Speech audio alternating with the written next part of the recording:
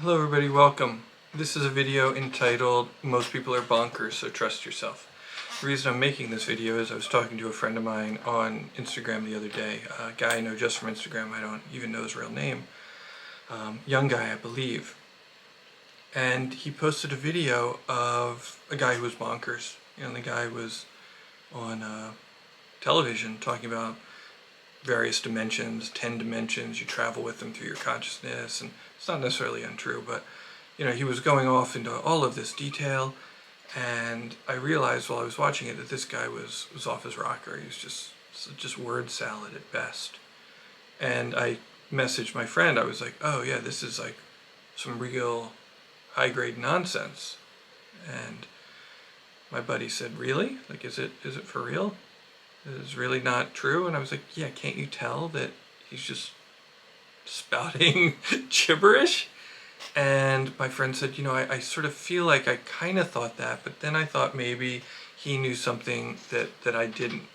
And I could relate because I remember that there was definitely a time when if somebody was spouting like some high-grade nonsense, something I didn't understand, I would think, oh man, wow, they're really wise. They're saying something that I don't understand. It was almost like an emperor wears no clothes kind of situation. And then there was a time when I guess I sort of started to trust myself a little bit more, and if somebody was really just going off, I'd be like, oh yeah, that's like that's gibberish. And I think it's important that over time we cultivate this ability to discriminate, the good kind of discrimination where you can tell true from false. In Sanskrit they talk about Vivek, and there's a mythical creature called Hamsa the swan. My first web company was named after Hamsa, because Hamsa is very wise, a pure white swan, and they say if you mix pure milk, right, milk symbol of purity, and then dirty water together in a bowl, and you give it to the swan will be able to just drink the milk and leave the dirty water behind, right? They can tell, right, like that razor thin truth from untruth, darkness from light, and things of that nature. And so that's a good skill for all of us to have, is to be able to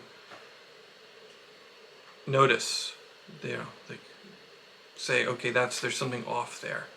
And this is not to say that I don't have any humility. There are legitimately people who are smarter and more conscious and wiser than me, and I love studying with them, and I love when they challenge me and when I don't understand what they're talking about, and I can learn and I can grow.